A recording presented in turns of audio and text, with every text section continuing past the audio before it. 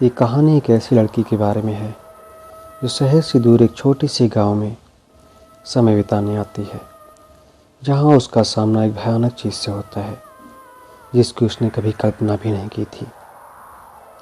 तो चलिए शुरू करते हैं।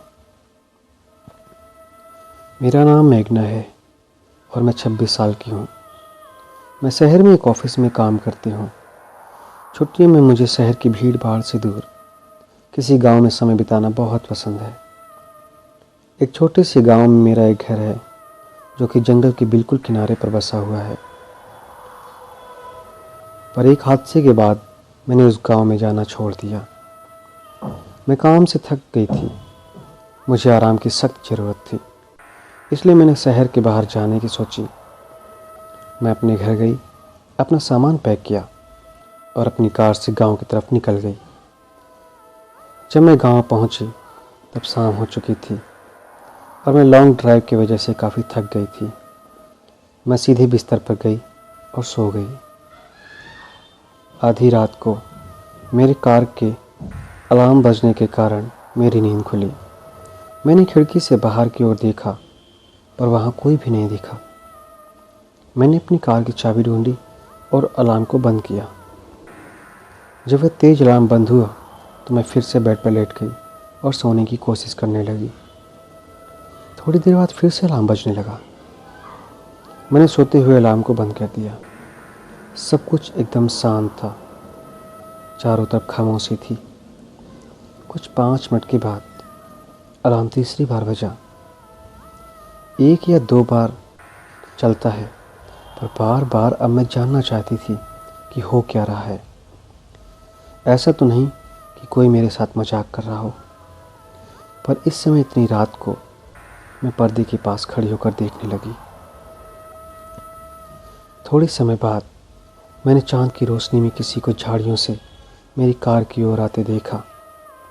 वो जो कोई भी था, काफ़ी लंबा, पतला और काले रंग का था। वह कार के पास आया।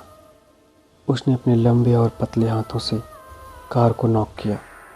फिर से अलार्म बजा, पर वह काली आकृति तेजी से वापस झाड़ियों में चली गई। उस वक्त मैं जान चुकी थी कि हो क्या रहा है। मैं डर से कांप रही थी। मैं अलार्म को बंद कर उस चीज़ पर नज़र रखने लगी।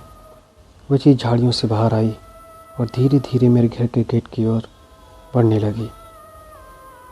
अपने एक हाथ से उसने गेट के लॉक को खोला।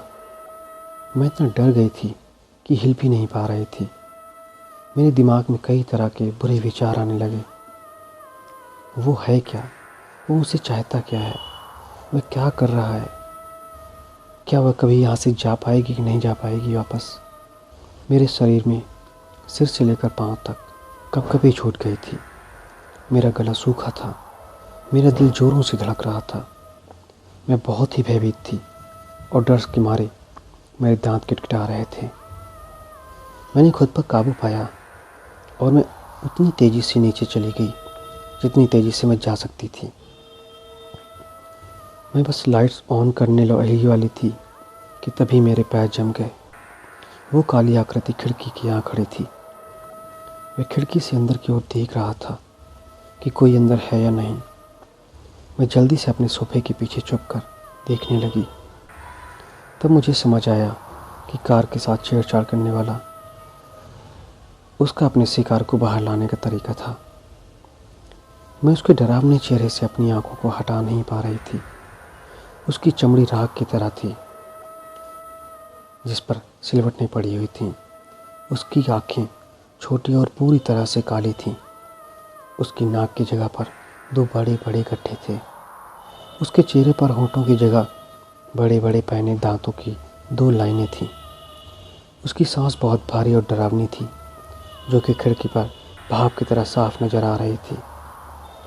मैं जानती थी कि वह जाने वाला नहीं है। खिड़की के पास थोड़ी देर तक खड़े रहने के बाद मुझे उसकी फ्रंट डोर की खोलने की आवाज़ आई।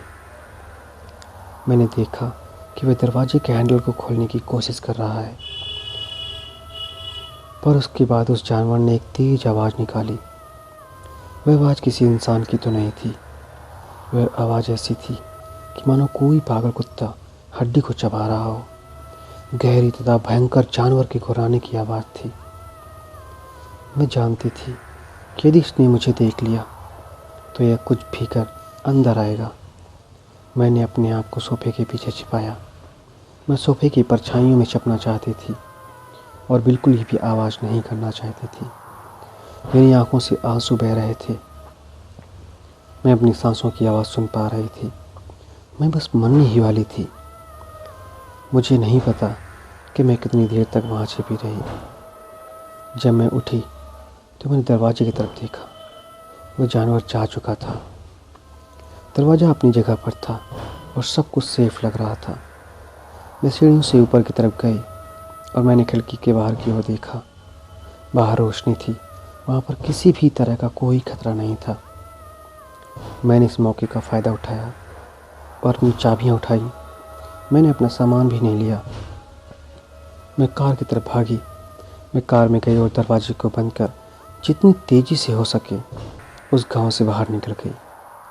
मैं तब तक गाड़ी चलाती रही जब तक मैं अपने शहर न पहुंच गई। जब मैं अपने अपार्टमेंट में पहुंची तो मैंने रेडियो ऑन किया और एक न्यूज़ सुनने लगी। अनाउंसर ने कहा कि गांव से 2 लड़कियों की लाशें मिली हैं। उनका शरीर बुरी तरह से कटा फटा पड़ा हुआ है, दलदल में पड़ा हुआ है। मुझे मालूम है कि वो जानवर चाहता था वो उसे मिल गया। दोस्तों, इस तरह से मैंने अपनी जान बचाई। दोस्तों, अगर ये कहानी आपको पसंद आई हो